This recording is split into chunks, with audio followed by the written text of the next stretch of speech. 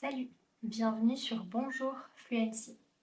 Je suis Marie, je suis professeure de français et sur cette chaîne, on apprend de la grammaire, on apprend du vocabulaire, mais pas que. On apprend aussi à parler et surtout comprendre le français parlé dans la vie de tous les jours, le français quotidien. Justement, notre sujet d'aujourd'hui, c'est le registre familier, c'est le français familier, le slang, comme tu peux l'appeler en anglais. Alors, pourquoi c'est important d'apprendre le registre familier? Si tu apprends le français pour passer des examens, c'est vrai que le registre familier, tu n'en as pas forcément besoin. Mais pour environ toutes les autres raisons, le français familier, ça va être très important pour toi. Tu regardes un film ou une série en français, tu vas rencontrer des mots familiers. Tu voyages en France pour une semaine, 2 semaines. Donc tu vas te retrouver avec des Français et si tu veux pouvoir communiquer et surtout comprendre les conversations entre Français, tu vas rencontrer des mots familiers. Et enfin, tu habites en France ou tu prévois d'habiter en France. Alors, pour cette raison, encore plus que pour les autres, tu vas rencontrer des mots familiers et tu vas même véritablement en avoir besoin si tu veux être capable de communiquer naturellement, si tu veux être capable de correctement comprendre et si tu veux t'immerger dans la culture française. Avant de commencer, tu peux activer les sous-titres en français ou en anglais si tu en as besoin. Je travaille aussi actuellement pour t'apporter encore plus de valeur ajoutée avec mes vidéos, toujours sur du contenu gratuit. Ça sera disponible la semaine prochaine dans la vidéo de la semaine prochaine. Et donc si tu ne veux pas louper ce nouveau concept, abonne-toi et active bien les notifications pour être au courant quand la prochaine vidéo va sortir. Alors, allons-y pour ces 10 mots du langage familier que tu dois absolument connaître. Le boulot, le taf. Ces deux mots, ils servent à remplacer le mot travail. Par exemple, tu fais quoi comme boulot? Tu fais quoi comme travail? J'ai beaucoup de taf aujourd'hui. J'ai beaucoup de travail. Le deuxième mot, c'est un pote pour remplacer un ami. Avec Paul, on est potes depuis hyper longtemps. Avec Paul, on est amis depuis très longtemps. En troisième, c'est le mot bouquin. Un bouquin. Un bouquin, ça sert à remplacer le mot livre. Il faut que tu lises ce bouquin.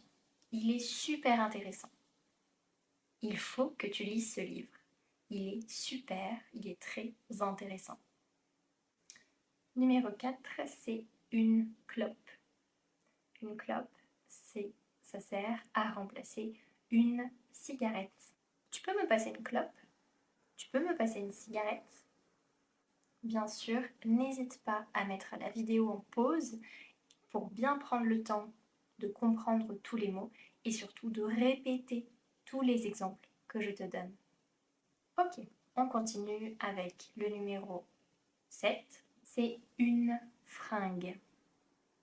Une fringue, ça sert à remplacer un vêtement. Cet après-midi, je vais faire les magasins. Je dois me trouver des fringues. Cet après-midi, je vais faire les magasins. Je vais faire du shopping. Je dois me trouver de nouveaux vêtements. Le prochain, il est très familier, surtout utilisé par les jeunes, un peu moins par les moins jeunes. C'est le mot la flemme. La flemme, ça s'utilise dans une expression souvent qui est avoir la flemme.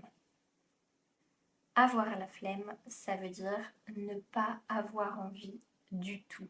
Être très paresseux sur le moment. Par exemple, j'ai la flemme d'aller au boulot aujourd'hui. J'ai très peu envie d'aller au travail aujourd'hui. On continue avec deux nouveaux verbes, c'est se barrer et se casser. Ces deux verbes-là, ce sont des verbes familiers pour remplacer les verbes partir ou les verbes s'en aller. Je ne sais pas si tu connais l'expression s'en aller, c'est du registre courant, c'est pas du registre familier. C'est une autre alternative pour dire partir. Et donc en langage familier, se barrer et se casser. Par exemple, la soirée est nulle, j'ai envie de me barrer. La soirée est nulle, j'ai envie de partir. J'attends la fin du film et je me casse. J'attends la fin du film et je m'en vais et je pars. Le dernier, c'est l'expression au pif. Au pif, ça veut dire, je ne sais pas si tu connais ou si tu as déjà entendu, c'est une expression personnellement que j'utilise beaucoup. C'est pour remplacer approximativement ou au hasard. Par exemple, je n'avais pas de recette pour faire ce gâteau, j'ai fait au pif. Je n'avais pas de recette pour faire ce gâteau, j'ai fait approximativement, j'ai fait au hasard. Ou j'ai choisi au pif, j'ai choisi au hasard. Si tu aimes ma façon de t'expliquer, si tu aimes regarder mes vidéos, mais que tu aimerais aller un petit peu plus loin dans ton apprentissage du français, sache que je donne des cours de français, des cours privés, et que si tu es intéressé pour avoir plus d'informations ou pour réserver un cours avec moi, tu as mon adresse mail qui est dans la description de cette vidéo. Pour ne pas t'assaillir de beaucoup de nouveaux mots en même temps, la vidéo va s'arrêter là pour aujourd'hui. Il existe encore beaucoup d'autres mots familiers. Alors si cette vidéo elle t'a plu, n'hésite pas à la liker bien sûr, à t'abonner à la chaîne, activer les notifications et puis surtout me dire en commentaire si tu souhaiterais avoir une autre vidéo sur ce genre-là, sur le registre familier ou également sur le verlan, peut-être que tu en as déjà entendu parler, ça fait partie du registre familier en français et donc si tu es intéressé pour une vidéo sur le verlan ou sur le langage familier de manière générale, n'hésite pas à me le dire en commentaire. Comme d'habitude, évidemment, je le répète encore et encore, si tu as des remarques, des conseils, des questions, n'hésite pas à m'écrire un commentaire et j'y répondrai avec grand plaisir. Salut!